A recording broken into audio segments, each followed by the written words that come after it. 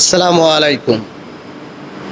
Electrical review Bangla চ্যানেলের পক্ষ থেকে সবাইকে ভালোবাসা জানাচ্ছি।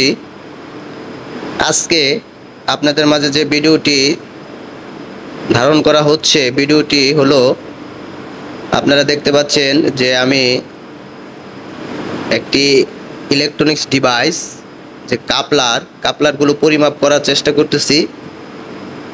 তো এটি মূলত আমাদের একটি ইনভার্টারের কাঠের কাপলারের সমস্যা হয়েছে, পাওয়ার সমস্যার কারণে আমরা এই কাজটি করতেছি।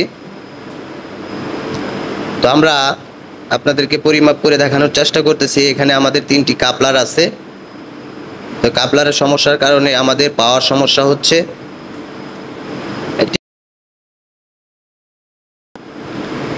কাওয়া G7 ইনভার্টারের। তো যাই হোক, দেখেন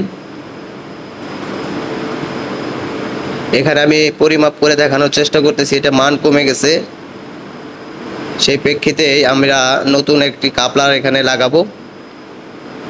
এই যে দেখেন, আমরা লাগানোর চেষ্টা করতেছি। এখানে 3টা কাপলার ছিল, আমরা পুরাতন একটি কাঠে থেকে খুলেছি। তো যেটি ভালো আছে এখানে সেটি আমরা লাগানোর চেষ্টা করতেছি।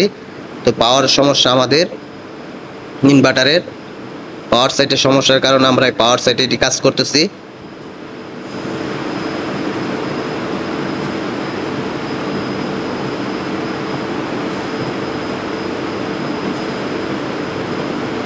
তো পাওয়ার সাইটে সমস্যা হলে বিভিন্ন ধরনের সমস্যাই হয়।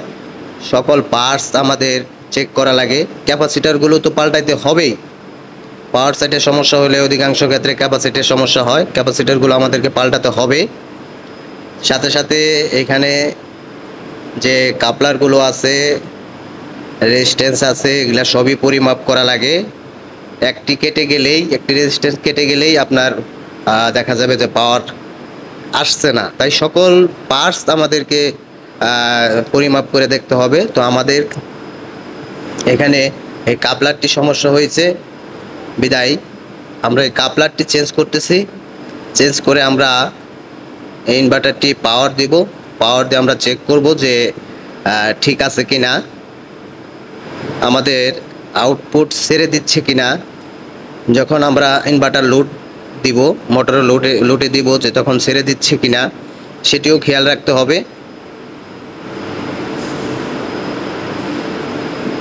যাই হোক, ইলেকট্রিক্যাল রিভিউ বাংলা চ্যানেলে যদি আপনারা নতুন হয়ে থাকেন তাহলে অবশ্যই আমার এই চ্যানেলটি আপনারা সাবস্ক্রাইব করে রাখবেন। আমার এই চ্যানেলের মাধ্যমে আপনারা ইলেকট্রনিক্স এবং অল টেকনিক্যাল সাইটের ভিডিও দেখতে পারবেন। আমার ভিডিও দেখে যদি কারো উপকৃত হন কেউ, আমাকে অবশ্যই কমেন্টে জানাবেন। কারো কিছু জানার থাকলে আমাকে কমেন্টে জানাবেন। আমি